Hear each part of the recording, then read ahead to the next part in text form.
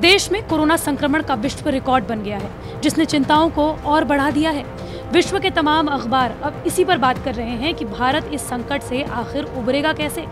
देश में पिछले 24 घंटों में कोरोना के 3,14,000 से ज्यादा मामले रिकॉर्ड किए गए, जबकि लगातार दूसरे दिन मरने वालों का आंकड़ा बढ़ा है। भारत में एक दिन में कोरोना महामारी की चपेट में आकर 2100 से ज्यादा लोगों की जान चली गई। साथ ही लोगों के कोरोना से ठीक होने की दर भी लगातार घट रही है, जो 85% के पास पहुंच गई है। 85% का मतलब है कि अगर 100 लोगों को कोरोना हो रहा है तो सिर्फ 85 लोग ही कोरोना से ठीक हो रहे हैं। इसी बीच देश में ऑक्सीजन की कमी महसूस की जा रही है। दिल्ली, मुंबई, जिसमें एक देश की राजधानी है तो दूसरी देश की आर्थिक राजधानी है, में अस्पतालों में ऑक्सीजन सिलेंडर की भारी कमी हो रही है। लेकिन आप में से कई लोगों के मन में सवाल होगा कि जब हमारे आसपास में इतनी ऑक्सीजन है तो फिर हमें सिलेंडर में ऑक्सीजन की जरूरत क्यों पड़ रही है। सबसे पहले ये जान लीजिए कि कोरोना जब हमारे शरीर में प्रवेश करता है तो वो हमारे शरीर में फेफड़ों पर कैसे प्रभाव डालता है और उसे कमजोर करता है। कोरोना एक रेस्पिरेटरी वायरस है, यानी कि सबसे पहले ये शरीर के फेफड़ों को ही नुकसान पहुंचाता है। हमारे फेफड़ों का काम होता है ऑक्सीजन लेना और कार्बन डाइऑक्साइड निकालना। जब हम सांस लेते हैं तो ऑक्सीजन को कैप्चर कर लेते हैं और फिर ये ऑक्सीजन हमारे ब्लड वेसल के जरिए शरीर के बाकी हिस्सों में पहुंचती है। एयरवे में मौजूद एपिथेलियल सेल्स का काम होता है शरीर पर बाहर से आए पैथोजन और इन्फेक्शन से बचा लेना, लेकिन कोरोना वायरस इन्हीं सेल्स को सबसे ज्यादा प्रभावित करता है ताकि वो फेफड़ों को नुकसान पहुंचा सके। फिर धीरे धीरे हमारे शरीर में ऑक्सीजन की कमी होने लगती है, तब जरूरत पड़ती है मेडिकल ऑक्सीजन की। दरअसल मेडिकल ऑक्सीजन उच्च गुणवत्ता का ऑक्सीजन होता है, जिसका इस्तेमाल उन मरीजों को ऑक्सीजन की सप्लाई में किया जाता है जिनका ऑक्सीजन लेवल काफी कम होता है। वैसे तो वातावरण में करीब 21% ऑक्सीजन और 78% नाइट्रोजन होती है, बाकी 1% दूसरी गैसें होती हैं। मेडिकल और दूसरे कामों के लिए वातावरण से ऑक्सीजन को कलेक्ट कर उसे साफ किया जाता है। विशेषज्ञ बताते हैं कि हवा में मौजूद ऑक्सीजन को फिल्टर की एक प्रक्रिया के जरिए मेडिकल ऑक्सीजन तैयार की जाती है। इस प्रोसेस को क्रायोजेनिक डिस्टिलेशन प्रोसेस कहा जाता है। मैन्युफैक्चरर लिक्विड ऑक्सीजन को 99.5% शुद्धता के साथ तैयार करते हैं और फिर डिस्ट्रीब्यूटर लेवल पर इसे गैस फॉर्म में कन्वर्ट कर सिलेंडर में भरा जाता है।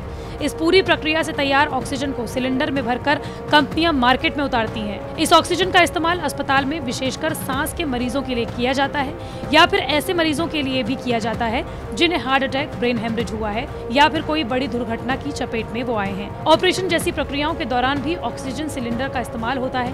कोरोना काल में इसका उपयोग कई गुना बढ़ा है। इसके अलावा स्टील, पेट्रोलियम आदि उद्योगों में भी इसका इस्तेमाल होता है।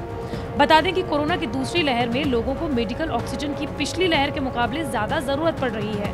अंग्रेजी अखबार द इंडियन एक्सप्रेस के मुताबिक 47.5% लोगों को अस्पतालों में ऑक्सीजन दी जा रही है, जबकि पिछली लहर में ये आंकड़ा 41.7% था। वहीं इस बार पहली लहर के मुकाबले कोरोना के दूसरे लक्षणों में भारी कमी महसूस की गई है। आंकड़ों के मुताबिक पहली लहर में सूखी खांसी के 5.6% मरीज थे। इस बार सूखी खांसी के मरीज 1.5% है। पिछली बार कोरोना की वजह से लोगों की स्मेल पावर चली गई थी, वो थी 7.7%, लेकिन इस बार 2.2% लोगों में ही इस तरह के सिम्टम्स देखे जा रहे हैं।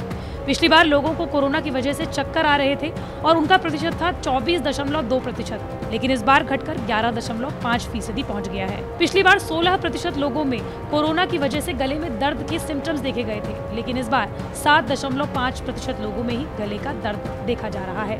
तो वहीं पहली लहर में 14.8% लोगों में मांसपेशियों में दर्द की शिकायत दर्ज की गई थी, लेकिन इस बार मांसपेशियों में दर्द की शिकायत करने वाले लोगों की संख्या 6.3% पहुंच गई है। फिलहाल सरकार ने कोरोना काल में अस्पतालों में भर्ती मरीजों को ऑक्सीजन सप्लाई की जरूरतों को देखते हुए सभी उद्योगों को ऑक्सीजन सिलेंडर की सप्लाई पर रोक लगा दी है। इस कठिन वक्त में टाटा स्टील 200 से 300 टन लिक्विड मेडिकल ऑक्सीजन हर दिन अस्पतालों और राज्य सरकारों को भेज रही है। वहीं जिंदल स्टील की तरफ से महाराष्ट्र में 185 टन ऑक्सीजन सप्लाई हो रही है। बता दें कि कोरोना के कहर के बीच ऑक्सीजन की किल्लत हर रोज कई लोगों की जान ले रही है। ऐसा ही मामला गुजरात के बनासकांठा जिले में सामने आया है। जिले के डीसा स्थित एक निजी अस्पताल में देर रात ऑक्सीजन न मिल पाने के कारण 5 मरीजों की मौत हो गई। इससे पहले उत्तर प्रदेश के उन्नाव में भी ऑक्सीजन की कमी की वजह से 9 लोगों की मौत हो गई और इसी तरह के मामले दिल्ली, महाराष्ट्र जैसे बड़े राज्यों में भी सामने आ रहे हैं।